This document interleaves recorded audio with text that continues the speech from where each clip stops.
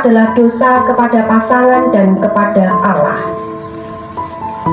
Dalam pertemuan ketiga ini, kita akan merenungkan seruan Nabi Malaki mengenai pentingnya menghayati kasih sayang dan kesetiaan di dalam keluarga. Kiranya Tuhan melenyapkan dari kemah-kemah Yakub segenap keturunan orang yang berbuat demikian, sekalipun ia membawa persembahan kepada Tuhan semesta alam. Inilah hal kedua yang kamu lakukan. Kamu menutupi mezbah Tuhan dengan air mata, dengan tangisan dan rintihan. Oleh karena ia tidak lagi berpaling kepada persembahan dan tidak berkenan menerimanya dari tanganmu. Lalu kamu bertanya, karena apa? Karena Tuhan telah menjadi saksi antara engkau dan istri masa mudamu yang telah kau khianati.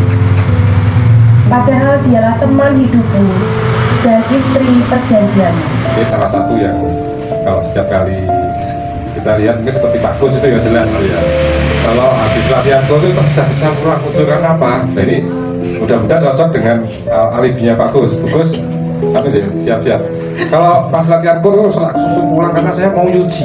Wah, artinya bahwa untuk menjaga kesetiaan ini bagus selalu mengabdikan diri dalam setia untuk selalu ambil peran dalam keluarga nyuci pakaian. Nah, siapa tahu nih bisa jadi kesepakatan bapak-bapak juga untuk bisa menjadi mengambil alih tugas itu menjadi tugas bapak-bapak.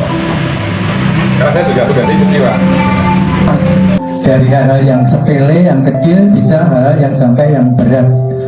Dan kebahagiaan itu banyak sekali. Misalkan contoh kecilnya kalau dalam rumah tangga, kebahagiaan itu misalkan anak-anaknya sudah bisa sekolah, atau yang belum dikarunia anak bisa jalan-jalan terus bersama suaminya, bisa berduaan terus. Itu juga merupakan kebahagiaan. Bukan berarti kalau yang belum punya anak itu tidak bahagia, tidak. Saya mengatakan tidak sama sekali. Justru lebih bahagia yang tidak punya anak, karena bisa pacaran terus kemana-mana. Dan juga kalau yang punya anak, mungkin ada hal yang waktunya tersita untuk ngurusi anak-anak. Jadi kebahagiaan di sini relatif sekali, ya. Tidak harus ini dan itu. Dan kebahagiaan itu sesuatu yang tidak harus yang megah, yang istimewa dan lain sebagainya. Dengan kehendak Allah, Allah menghendaki agar dari perkawinan dilahirkan anak-anak yang setia kepadanya. Itu hanya terjadi jika mereka menikah dengan sesama Israel.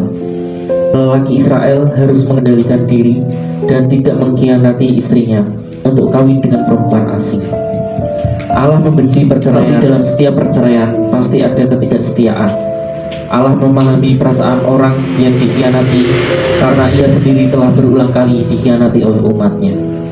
Allah menghargai kesetiaan karena ia sendiri tetap setia walaupun umatnya berulang kali mengkhianatinya.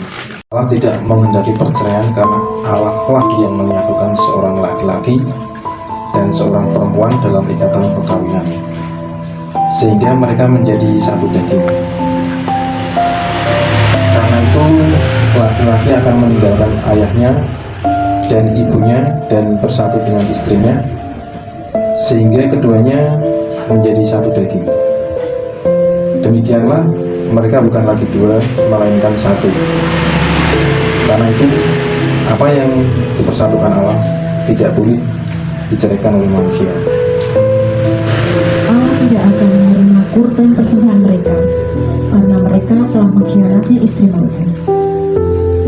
Perkawinan merupakan sebuah perjanjian yang mengikat pasangan suami istri. Allah sendirilah yang mempersatukan dan mengikat mereka di dalam perkawinan. Pengkhianatan dalam perkawinan adalah tindakan yang mengabaikan Allah. Karena itu, Allah juga akan mengabaikan doa dan ibadah mereka. Jadi usaha menjaga kesetiaan dalam keluarga itu apa? Kalau saya, khususnya relasi saya dengan keluarga, dalam keluarga, baik anak-anak dengan istri, saya selalu mengingat yaitu janji pernikahan, Mbak Nini. Janji pernikahan itu kalau kita betul-betul ugemi dan 100% kita hayati, sebetulnya itu tidak terjadi apa yang ada dalam penjelasan maupun surat yang ditulis oleh Nabi Maleakhi tadi. Ada pengkhianatan, ada menjijikan dan sebagainya, itu saya kira tidak ada. Dengan catatan kalau kita konsekuen bisa menjalankan janji pernikahan. Karena di situ bahwa laki-laki dan perempuan tadi dikatakan dalam Matius 19 tadi, karena itu apa yang dipersatukan Allah tidak boleh dijelekkan manusia. Ini sabda Tuhan sendiri. Dan sabda itu disabdakan kepada kita. Kita menerima, kita berjanji di hadapan Tuhan.